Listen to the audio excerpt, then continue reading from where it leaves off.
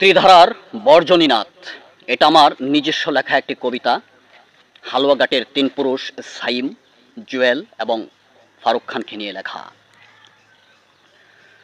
আমি ত্রিধারায় বর্জনীনাথ, আমি সাইম, আমি জুয়েল, আমি ফারুক। আমি সে আগুন যা অন্যায় দেখলে শিখাই রূপ নেয়। আমি সে বর্জ্য যার গর্জনে কাঁপে হালুয়াঘাট দোবরার আকাশ। আমি সেই চিৎকার যে চিৎকারে শোষকের চেয়ারে আগুন ধরে। আমি সেই ঘুষিতে বাঙি মিথ্যার মুখোশ। আমি হুঁশিয়ারি, আমি আর না বলে গর্জে ওঠা জনতার কণ্ঠস্বর। আমি সাইম, গামছা বুকে বেঁধে উঠেছি মাঠে, উপজেলার চেয়ারে বসিনি শো আপ করতে। আমি জেলা পরিষদের প্যানেল ভেঙে গড়েছি এক জনতার দুর্গ।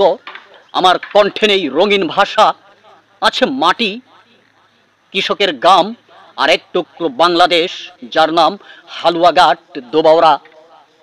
আমি জুয়েলারেং, আমি কণ্ঠস্বর, শুধু কোনো গোষ্ঠীর না।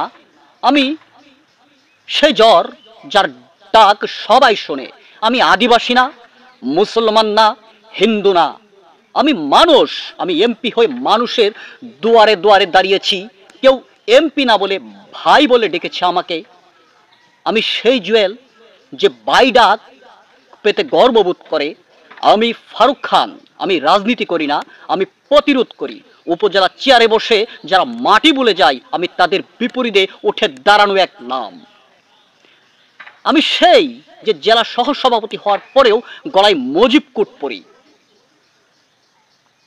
জনতার হাতে বুটের ফুল দিতে চেয়েছি, নিতে নয়। আমরা তিন বজ্র পুরুষ, আমরা গলায় হুঙ্কার নিয়ে হাঁটি, আমরা শিখা হয়ে চলি। আর হালুয়াঘাট দোবাওরার প্রতিটা নিঃশ্বাসে বাজি আমরা। আমরা বলি এই মাটিতে কেউ শোষণ করলে রক্ত ঝরবে, এই গায়ে কেউ অবিচার করলে সাইম, জুয়েল, ফারুক হয়ে ত্রিধরায় গর্জে উঠবো আমরা। এইবার আর থামবো না।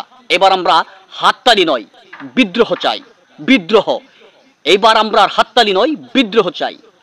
এইবার আমরা মিথ্যার মঞ্চ পুড়িয়ে দেব। আমরা আগুন, আমরা গর্জন, আমরা সাইম, জুয়েল, ফারুক, আমরাই হালুয়াঘাট দোবাওরার বজ্রনীনাথ।